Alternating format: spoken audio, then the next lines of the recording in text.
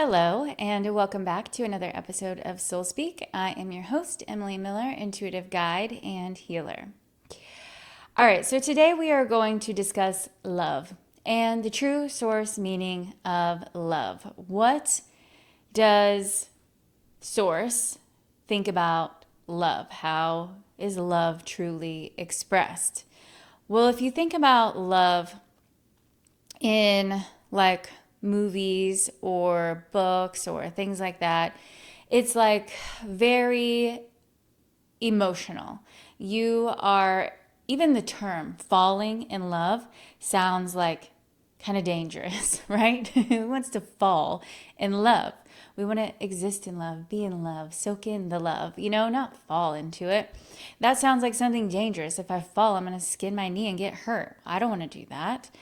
So even the term that people use whenever you first, have a loving experience, falling in love has these like negative connotations. So love a lot of times is seen in a non-source way is a very roller coastery type of situation where there's like tons of ups and downs and there's emotional highs and emotional lows and you're up and you're down and you're up and you're down. And it's not a very consistent, constant thing. That kind of love is very unsafe. It's a little bit volatile and not guaranteed. So that is not the kind of love that I want to experience anymore. I've had those experiences in my past. They are not fun and they don't typically end well. So today we're going to talk about source love and what that actually means. So with love, there is the law of both. And so in everything, there contains both sides of the spectrum. So in love, you are either feeling love or you are feeling lack of love.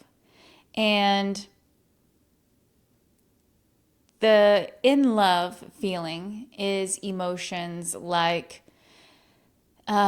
infatuation, gratitude, those types of things. And in lack of love might be anger or resentment. So love contains all emotions, every single emotion. And in order to experience true source love, you have to experience and accept all of those emotions and see the perfect balance of all of the things contained in one. So loving someone or something doesn't mean that you're only seeing the good stuff from them, that you're only seeing the positive sides of them. In fact, if there is somebody in your life and you're only seeing the positive things about them, you can't truly love them, because what that person is showing you is your imperfections. So the more that you know someone, the more that you get to know them and know all sides of their personalities, all the facets of their personalities, all of the intricacies of their personalities and who they are, you actually end up loving them even more. Because then you can see, okay, well, this person is true. This person is authentic. They are showing me all the parts of them, and I love them for that. Think about, just on a very like basic level, think about your pets, okay? And to a lot of people, pets are just as important as people. Like, they are so instrumental in our lives and such important parts in our lives. Pets are actually just as important as people. So think about a pet. and how, you love that pet. Our dog, I think Hank is right behind me. He's just, I think you can see him. He hangs out in podcasts with me sometimes. So I love that dog. I love him to death. This morning, we left, my husband and I, we went to the gym. And when we came home, I had left some breakfast on the counter that actually my son left it on the counter, but that's neither here nor there. And we came back and it was gone. It was sitting on a paper towel. Even the paper towel was gone. And I was kind of mad because, first of all, he's probably going to be sick because he ate a freaking paper towel. And second, he just like got up on the counter and ate all the food. So Hank, the pup, makes bad choices sometimes, but I still love him. I love him so much because there's so many other things that he brings into my life, and I'm not seeing just one side of him. I'm seeing all of them. And so I love him unconditionally because I see each and every part of him, and I love him so much. The same goes for my children and my husband and my parents. I wasn't always this way. I didn't always think that I had this unconditional love, especially for, people in your life who maybe do things that you're like, I don't really like that. But what you start to realize whenever you get to the true source understanding of love is that true unconditional love comes from seeing the equal parts that they hold. All the good, all the bad.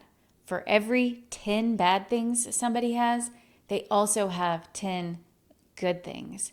And you have to be able to see that gorgeous balance of people and finding your true love in them. Okay? So think about this. If you just first meet somebody and you are on a first date, let's say, and you're sitting at the dinner table or coffee or whatever, and they're just rattling off how much they've accomplished in life, where they have their degree from, what sort of car they drive, how great of a humanitarian they are because they volunteer at the dog shelter, whatever their things are. And they're just telling you how great they are and blah, blah, blah, blah, blah. And you're just sitting there like, oh my God, get me out of here. This guy's a snooze fest. I don't want to be here. And you don't want to learn any more about this guy. Well, if you then met somebody for the very first time, and instead of them only telling you the good things about themselves, how great and grand they are, but maybe they're just sharing about their life. Like, oh yeah, I did go to this college, but it was actually really hard because, I had to study this and, I had to work my way through college. And one time I got caught cheating on a test and they almost kicked me out. And they're sharing all of these stories with you. And you're like, oh, this guy's really interesting. Listen to all these life experiences he's having, listen to all these cool stories that he's telling me. He's not scared to show me who he really is. He's showing me his true, authentic self. And you end up being like, yeah, I want to go on a second date with you, to where the other dude who's just sitting there telling you how wonderful he is, you're like, get out of here. And that is a prime example of how you start to develop unconditional love for people, is you see the good and you see the bad in them and you love them even more for that. That makes them so much more relatable. Imagine too, that same guy who's telling you how great he is, that kind of just makes you feel bad about yourself. Like, why didn't I, volunteer for the homeless shelter at Thanksgiving? And why am I not driving a Mercedes yet? And this guy, he's got it all together. I don't want to be around him. He's too much. That's another thing that happens whenever you don't get to see all the good and all the bad in people, is when you're only seeing the good, they kind of make you feel bad about yourself because you're like, I could never live up to this guy's standards, right? So that's another really good reason why you want to see all sides of people and why you would want to show all sides of yourself to people, because people aren't attracted to others who aren't truthful and aren't honest about the things that they've experienced in life. That's what makes you who you are, is everything that you have gone through and the challenges that you faced. And if you hadn't gone through any challenges and you were just, floating through life with just all the good stuff coming at you, people aren't interested in that. So you want to be able to share like the experiences that you've had in life that are good, and then also sharing the bad stuff. So think about that. Like, you can't really and truly love someone until you know all the sides of them. And then the more that you learn about them, the more you end up loving them. So I want to now kind of shift this into seeing how unconditional love comes into play with other people. Thinking about how you yourself need to unconditionally love you by seeing all the good stuff and all the bad stuff within you. And then being able to realize, okay, I've got the good, I've got the bad, and what that actually makes me is perfect. It makes me the most lovable. It makes me the most interesting. It makes me the most attractive. All of these qualities that you hold within you come from all the experiences that you are made up of. So thinking about the creator field with this, because we've been talking about the creator field a lot lately, in this aspect, if you unconditionally love yourself, if you see all the good and all the bad within you and seeing how it is perfect, and that even the things that you might think about yourself as bad things, you might have this perception that, I cheated on a test in high school, or I cheated on a boyfriend in high school, or I'm trying to think of like things that could be considered bad that you've done. My mind is like blanking on bad things. I'm just in such a unconditional love of not being able to see things as a bad. So think about this. Let's say you cheated on a boyfriend in high school, right?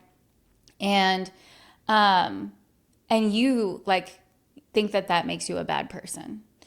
But what your higher self did was they planned for a very specific thing like that to happen for you, so that, and notice I said for you, not to you, for you, because you were going to learn a very important lesson from that experience that you would be able to take on in your life and be able to use it. And so let's say that you did have this experience where you cheated on a boyfriend, and then you were like, oh my God, I feel horrible about that. I made him feel horrible about that. And it was just an awful situation. I never want that to happen to me again. While there's a whole bunch of other stuff that's going on around this situation with, some soul contracts that you guys might have had with each other and lessons that you were meant to teach each other, because that is what happens, is our higher selves planned in this lifetime that we would have these certain experiences, as did the other person. So if you are the cheater or the cheated on, then your higher selves both created these situations for you so that you could have these moments where either maybe you would never cheat on somebody again, or you would be able to learn how to stand up for yourself and not let somebody treat you that way, or maybe it would be able for you to see how you didn't see yourself as whole or worthy or things like that. There's these lessons that you can learn in these situations, and your higher self and their higher self put you two together so that you would have this experience. So we have these soul lessons that are coming into play here. And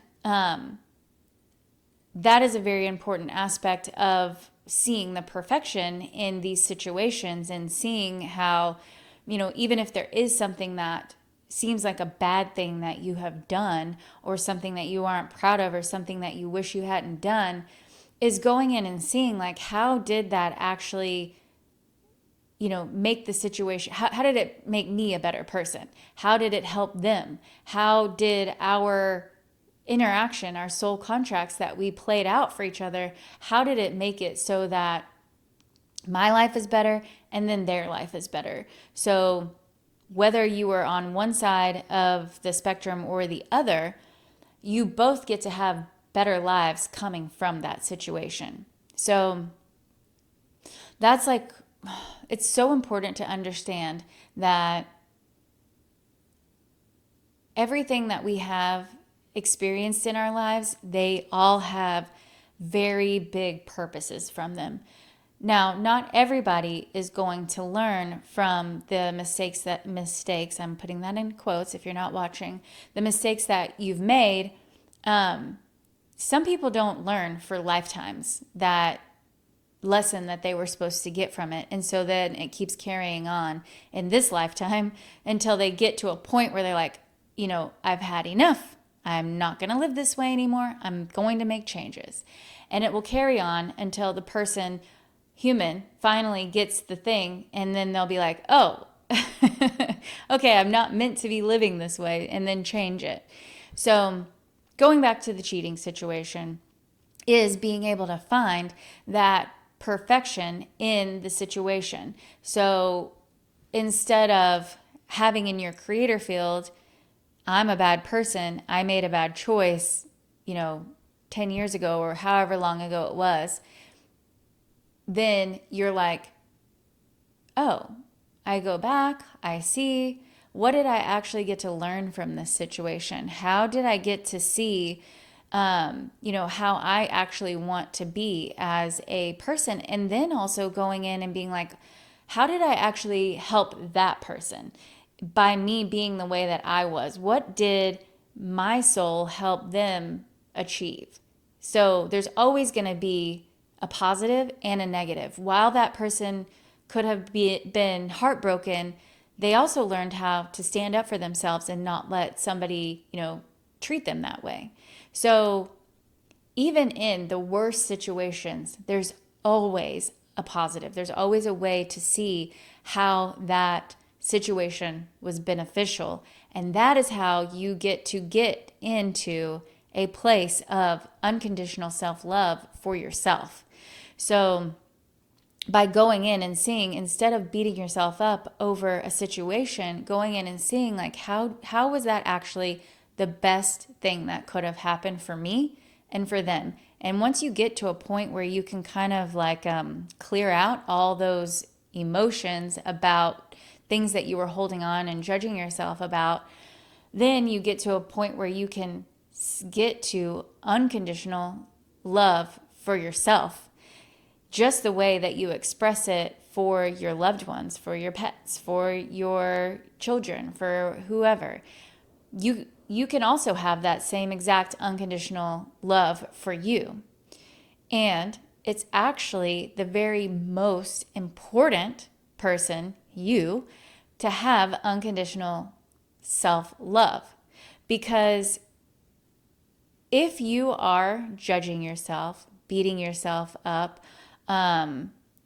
taking, these instances that happen that you perceived as imperfect, as not good, as bad, and carrying that around with you, and then thinking that you're a bad person for the things that happened in your past, then what that is putting in your creator field is, I'm a bad person, I beat myself up, I'm not worthy, I'm not good enough, I'm not this, I'm not that. And when you're putting that in over and over and over again in all those different layers, then the energy that you're sending out for other people to pick up on is that.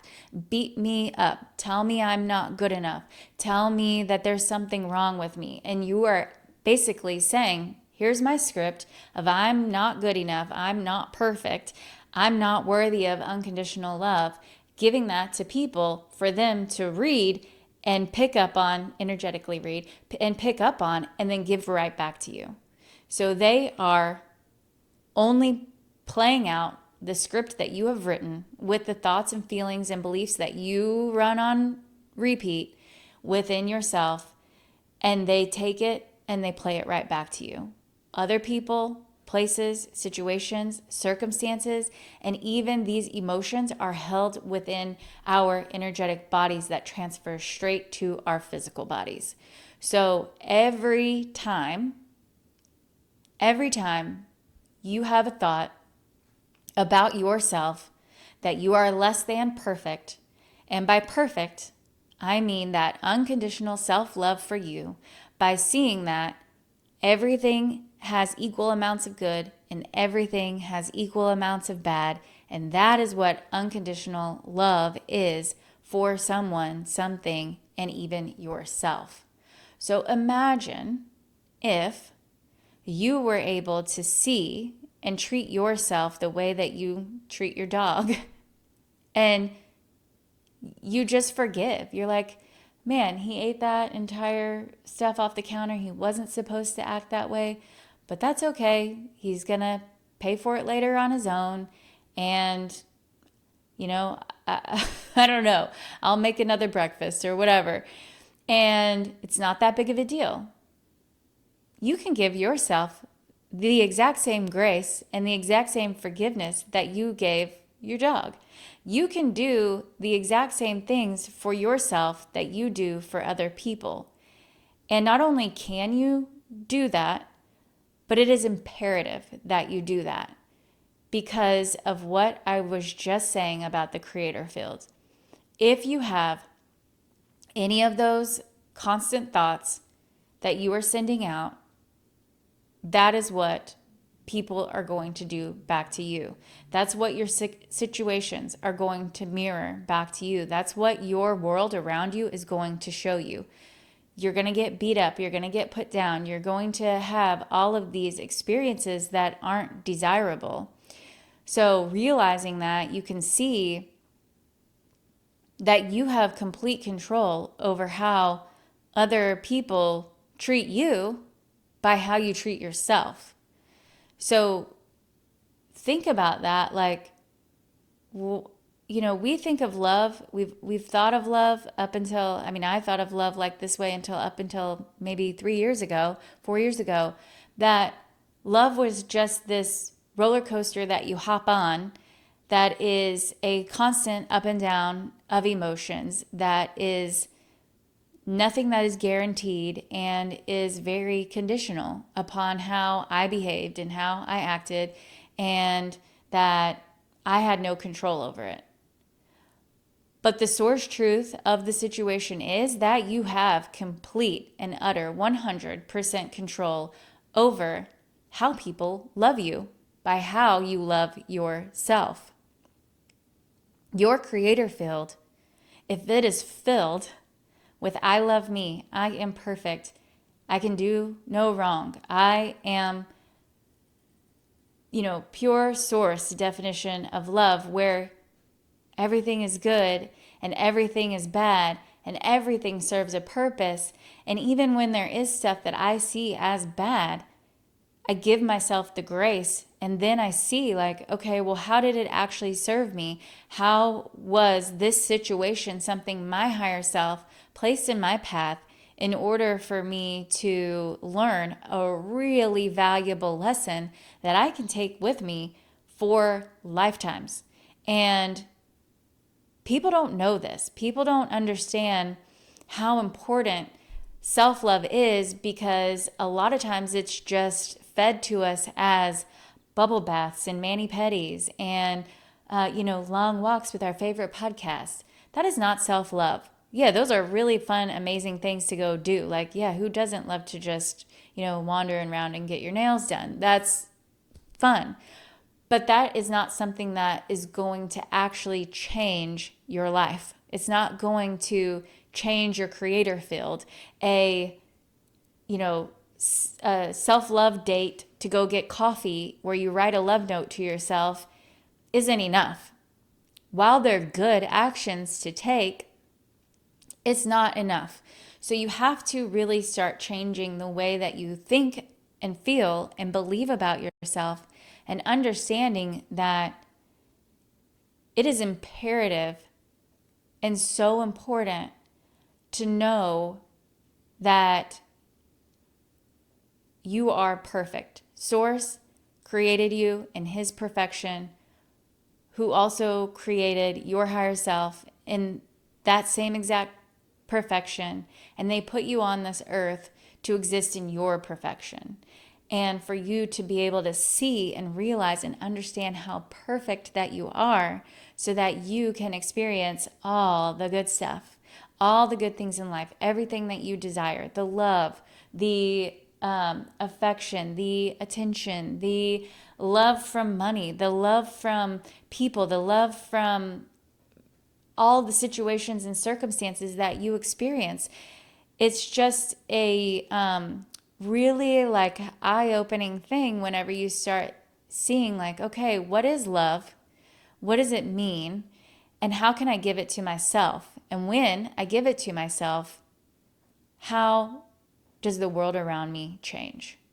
So this week, I want for you to think about that. How are you loving yourself? And I don't mean by taking long walks or long bubble baths. I mean, how are you treating you? Are you giving yourself grace? Are you seeing how every action you've ever taken in your entire life was exactly perfect in all of its goodness and all of its badness? So this week, take stock. Just as your mind is wandering, think about what is it wandering about, and then, or wondering about, and then see, like, is that something that's serving me? Am I thinking about how perfect I am, or am I beating myself up? Am I being hard on myself? So think about that this week, and make sure to sign up for my newsletter from the link in the show notes. If you have any questions, comments, concerns, please leave those in the comments area. If there's any topics you want me to cover, leave those there too. That will be fun to dive into that. And then sign up for the free newsletters so that you can get invitations to exclusive events and healings and Q&As and intuitive sessions. And then I also have my free reads on there as well on the website. They're free little mini reads to kind of get into the source of some of the issues you might be having in your life. So check those out, and I will see you next week. Have a gorgeous, gorgeous week.